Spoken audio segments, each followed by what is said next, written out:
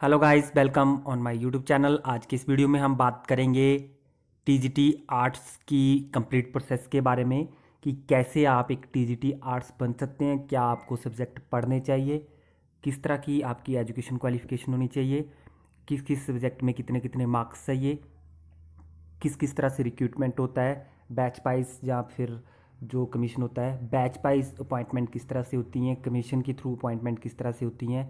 Complete process इसमें हम discuss करेंगे, किस तरह का सिलेबस रहता है, एग्ज़ाम पैटर्न किस तरह से होता है, सारी डिटेल्स इस वीडियो में हम डिस्कस करेंगे।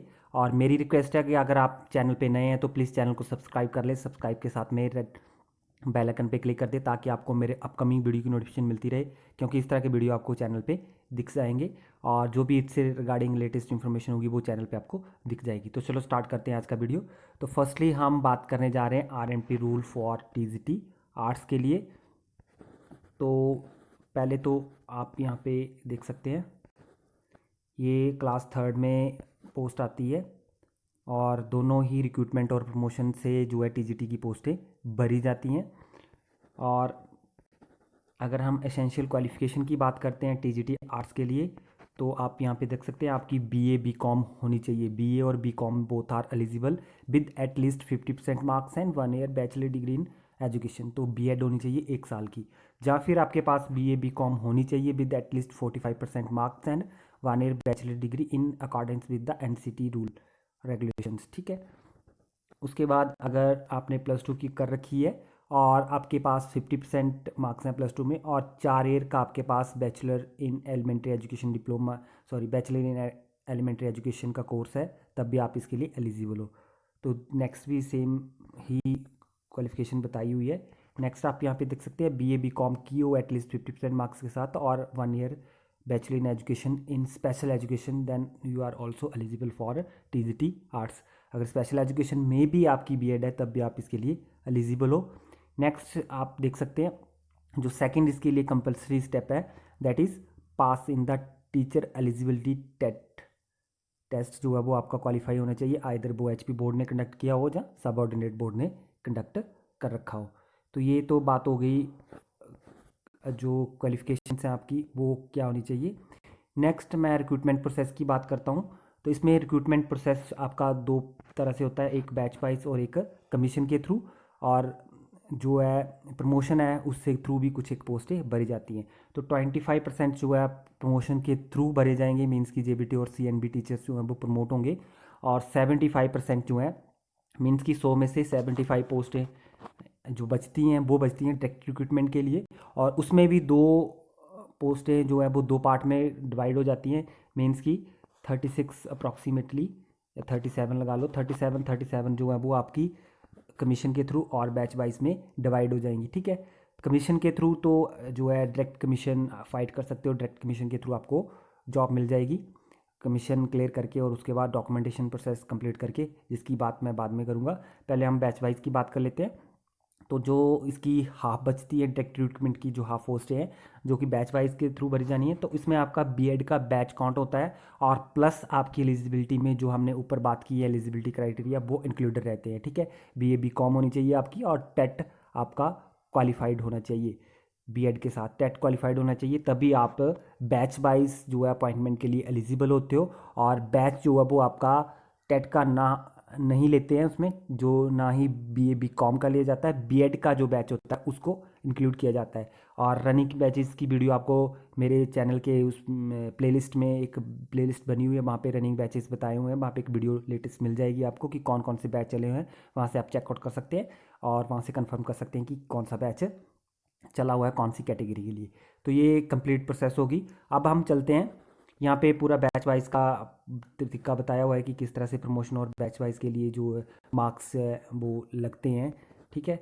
और जो कमीशन के लिए 15 मार्क्स का पैटर्न रहता है, 15 मार्क्स का क्राइटेरिया रहता है, उसके लिए भी वीडियो चैनल पे आपको मिल जाएगा। आप जब 15 marks criteria in by HPSSC ऐसे सर्च करेंगे गूगल पे, नहीं सॉरी यूट्यूब पे, तो आपको जो फर्स्ट वीडियो आएगा वो आप देख सकते हैं। उस पर कंप्लीट डिटेल बताई हुई है कि कैसे आप फॉर्म भर सकते हैं, कहाँ से आपको फॉर्म बनने हैं, सारी डिटेल उसमें आपको दिख जाएगी। तो वीडियो वो भी चेक कर सकते हैं आप जाके। आप चलते हैं हम कमीशन की तरफ कि कमीशन से आप किस तरह से अपॉइंटमेंट ले सकते हैं।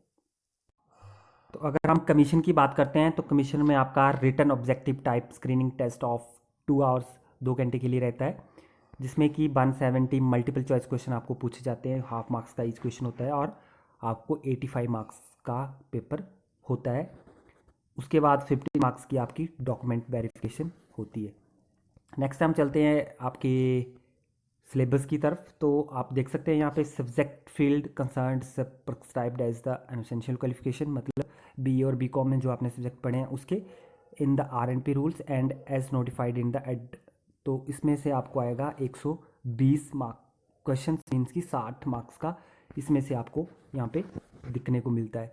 तो अभी अगर मैं बात करूँ, बार बार यही बोलता हूँ कि आप अगर सब्जेक्ट को आपने स्ट्रॉन्ग कर लेते हो, बट TGT आर्ट्स के लिए एक बहुत ज़्यादा डिफ़िकल्टी हो जाती है कि इनके सब्जेक्ट ही जो है वो डिसाइड नहीं हो पाते कि कौन से सब्जेक्ट से कितना आना है, ठीक है। तो ऑब्वियसली एक टफ जॉब बन जाती है। तो मेरी सजेशन रहेगी कि आप लास्ट ईयर के 5 या 6 ईयर के क्वेश्चन पेपर कलेक्ट करके उसमें से डिसाइड करें कि किस किस पैटर्न में से कौन कौन से सब्जेक्ट में से कितने कितने नंबर का सब्जेक्ट से आता है, वो आप टिक ऑन कर सकते हैं, नोट्स बना सकते हैं उन चीज़ों की, ठीक है। मैं भी ट्राई कर रहा हूँ, मैं तीनों subject TGT arts, non medical और मेडिकल के जो टॉपिक्स है उनको बनाने की कोशिश कर रहा हूँ। कुछ एक कंप्लीट हो चुके हैं, बट स्टिल बहुत ज़्यादा उसके लिए हार्ड वर्क चाहिए, टाइम लगेगा उसके लिए। तो मैं जल्दी में लेके नहीं आना चाहता, मैं टाइम लेके ही लेके आऊँगा। तब तक आप कंटिन्यू रखें अपनी स्टडी, जो भी आप स्टडी कर रहे हैं। तो आप सब्जेक्ट पे ज़्यादा फोकस करें, क्योंकि यही जो आपका पोर्शन है यही आपको जो है वो टेस्ट क्लियर करवाएगा। तो इस पे ज़्यादा कंसंट्रेट करें। जो भी आपके सब्जेक्ट बनते हैं 10 की 11 जो भी सब्जेक्ट बनते हैं उन सभी पे फोकस करें।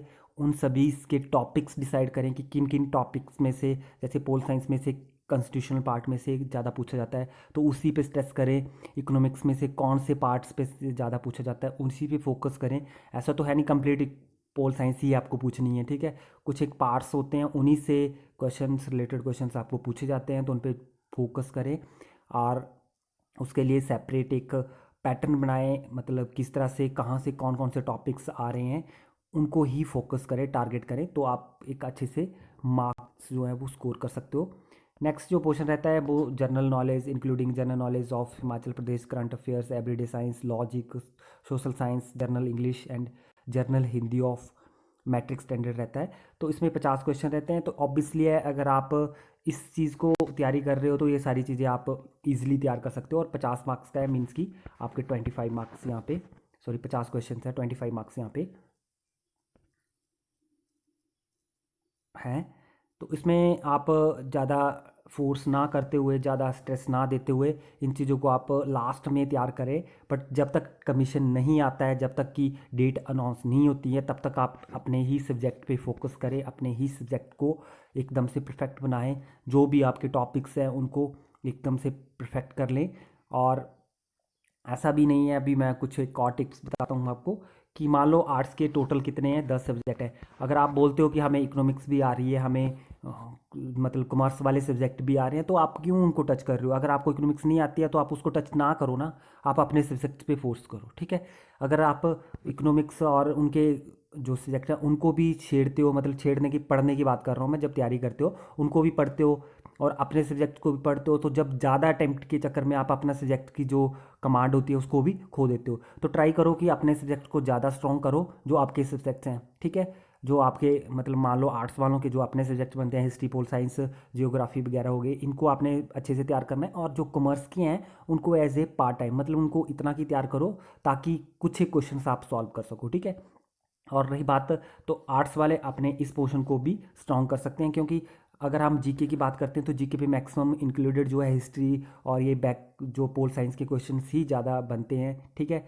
साइकोलॉजीज में भी अब वो अच्छा कर लेते हैं, ठीक है। और उसमें बाकी उनको प्रॉब्लम यहाँ पे आती है, तो सारी ही जनरल ही बात है। इंग्लिश थोड़ी सी इजी होती है उसमें, बट थोड़ी सी टफ लगती है आर्ट्स वालों को, तो सिंपली वो भी इसको कवर कर सकते हैं। बट ज़्यादा स्ट्रेस अपने ही सब्जेक्ट्स पे करें। और मान लो 10 सब्जेक्ट आपको टोटल आते हैं, अगर आप पुराने क्वेश्चन पेपर देखते हो उसमें आपको लगता है कि 10 सब्जेक्ट आपके बन रहे हैं, तो उसमें से आप 10 ही सब्जेक्ट पढ़ के जाएं, ऐसा नहीं है। आप सारे नहीं पढ़ें, उसमें से 10 में से अगर आपको 7 सब्जेक्ट भी परफेक्टली तैयार हो जाते हैं, जो आपको लगता है कि आप इजीली कर सकते हो, उन सब्जेक्ट्स को करके जाएं।